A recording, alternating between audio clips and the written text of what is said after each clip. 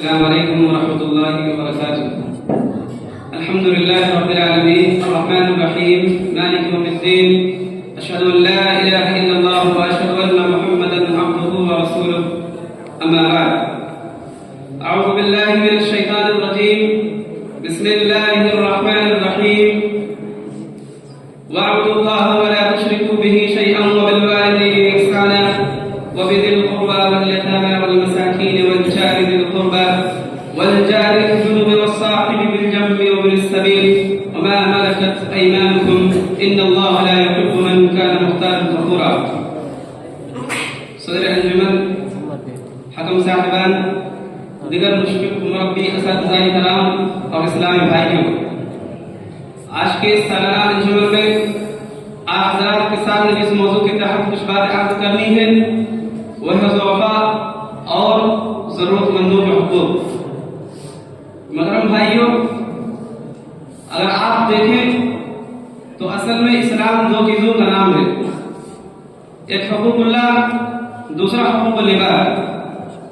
وہ اس طرح کہ ہم اگر نماز پڑھتے ہیں تو یہ حقوق اللہ میں سے ہے، روزہ رکھتے ہیں حقوق اللہ میں سے ہے، اللہ رب العالمین نے اگر استطاعت دی ہو حج اور عمرہ کرتے ہیں یہ بھی حقوق اللہ میں سے ہے، قرآن کریم کی تلاوت کرتے ہیں یہ بھی حقوق اللہ میں سے ہے. لیکن وہیں ہمارا معاملہ اپنے والدین کے ساتھ کیسا ہے؟ ہم اپنے پڑوسیوں کے حقوق کو ادا کرتے ہیں کہ نہیں؟ اسی طرح رشتہ داروں کے حقوق کو ادا کرتے ہیں کہ نہیں؟ معاشرے کے دیگر کمزور طبقات اور ضعفاؤں کا خیال رکھتے ہیں کہ نہیں؟ یہ تمام چیزیں حقوق العباد کی ضمن میں آتی ہے. محترم بھائیوں، ہم قرآن کریم کی تلاوت کرتے جائیں جہاں اللہ رب العالمین نے ایک طرف مسلمانوں کو نماز پڑھنے کا حکم دیا، روزہ رکھنے کا حکم دیا، قرآن کریم کی تلاوت کرنے کا حکم دیا، حج و عمرہ کرنے کا حکم دیا، وہیں اللہ رب العالمین نے یہ بھی حکم دیا کہ معاشرے کی جو دیگر کمزور طبقات ہیں ان کے حقوق کا خیال رکھا جائے، ضعفاؤں کے حقوق کا خیال رکھا جائے. اسی طرح غریبوں کی مدد کی جائے، یتیموں کا خیال رکھا جائے. مطلب سامعین، اللہ رب العالمین نے قرآن کریم کے اندر فرمایا وَاعْبُدُوا اللَّهَ وَلَا تُشْرِكُوا بِهِ شَيْئًا وَبِالْوَالِدَيْنِ إِحْسَانًا وَبِذِي الْقُرْبَى وَالْيَتَامَى وَالْمَسَاكِينِ وَالْجَارِ ذِي الْقُرْبَى وَالْجَارِ الْجُنُبِ وَالصَّاحِبِ بِالْجَنبِ وَابْنِ السَّبِيلِ وَمَا مَلَكَتْ أَيْمَانُكُمْ إِنَّ اللَّهَ لَا يُحِبُّ مَنْ كَانَ مُخْتَالًا فَخُورًا. حاضرین مجلس، لیکن اس کے باوجود آج بعض معاشروں میں دیکھا جاتا ہے کہ ضعفاؤں، کمزوروں کی مدد میں ان کی نصرت اور تائید میں کوتاہی کی جا رہی ہے. جیسے بچوں کو مارنا، عورتوں پر ظلم کرنا، ان کے مال کو ہڑپ کر جانا، ان کے حقوق کو غصب کر جانا، مزدوروں معذوروں کا حقوق کا خیال نہ رکھنا، یہ تمام چیزیں ہم دیکھتے آ رہے ہیں. جبکہ نبی کریم صلی اللہ علیہ وسلم نے حدیث کے اندر فرمایا، بخاری کی حدیث ہے کہ هل تنصرون وتنصرون الا بضعفائكم، یعنی یہ جو تمہاری مدد کی جا رہی ہے، تمہارے اس میں جو فراوانی ہو رہی ہے عدم پر، یہ تمہارے ضعفاء، تمہارے کمزوروں اور اسی طرح تمہارے معاشرے کے ضعفاءوں کی دعاؤں کا نتیجہ ہے، ان کی عبادتوں کا نتیجہ ہے. حضرات، ہمارے معاشرے میں بہت سارے کمزور طبقات رہتے ہیں، ان میں سے ایک غریبوں کا طبقہ ہے. اگر معاشرے کے مالدار افراد بیمار ہو تو اچھے سے اچھے ہاسپٹل میں اپنا علاج کرا سکتے ہیں، لیکن اگر اسی معاشرے میں کوئی غریب گھر کا اگر کوئی فرد بیمار ہو جائے تو دوائیاں خریدنے تک پیسہ تک نہیں ہوتا، روپیہ پیسہ نہیں ہوتا.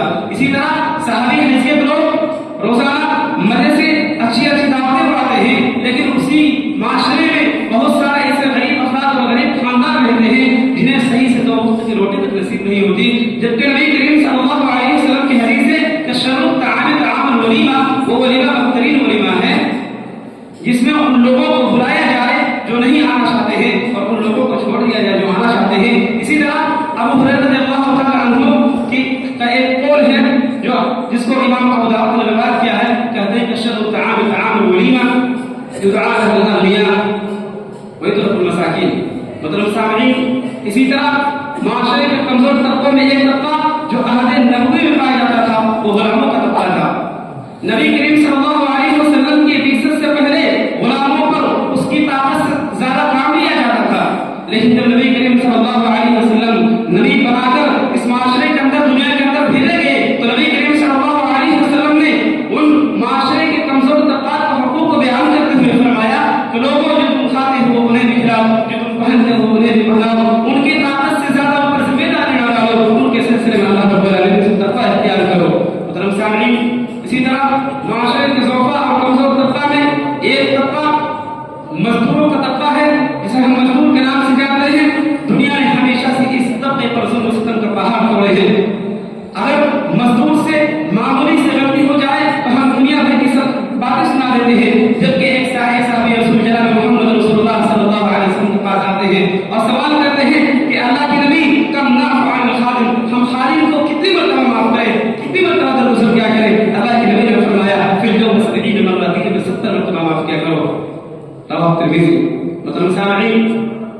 اسی طرح رب العالمین قیامت کے دن ان 3 لوگوں سے لڑائی کرے گا، 3 لوگوں سے اللہ رب العالمین جھگڑا کرے گا. ان میں سے ایک وہ شخص ہوگا جس نے کسی مزدور کو کام پر لیا ہو، اس کا خون پسینہ نچوڑ لیا ہو، لیکن جب مزدوری کرنے کی بات آئی ہو تو اس کی مزدوری غائب کر دی ہو. مطلب حضرات اسی طرح معاشرے کے کمزور طبقوں میں ایک طبقہ یتیموں طبقہ ہے جسے لوگوں کی سب سے زیادہ توجہ کی ضرورت ہوتی ہے، لوگوں کی رحمت اور شفقت کی ضرورت ہوتی ہے، لیکن معاشرے میں بدنیت لوگ ایسے ہوتے ہیں جو اس کے باپ کے مال سے اس کے جائیداد کو ہڑپ دینا ہے، اس کے باپ کے مال کو اس سے ہڑپ کر دینا چاہتے ہیں. مطلب سامعین یہی وجہ ہے کہ جب آغاز نبوت میں جو صورتیں نازل ہوئی ان میں ایک صورت زہرا ہے، اس میں اللہ رب العالمین نے یتیموں کے حقوق کو بیان کرتے ہوئے فرمایا فَأَمَّا الْيَتِيمَ فَلَا تَقْهَرْ وَأَمَّا السَّائِلَ فَلَا تَنْهَرْ. میرے نبی پاک صلی اللہ علیہ وسلم یتیم پرہیز سے کمزور ہے، یتیم پرہیز سے غریبہ کا میرا خاطر ہے، لہذا ان پر سختی مت کیجیے، ان پر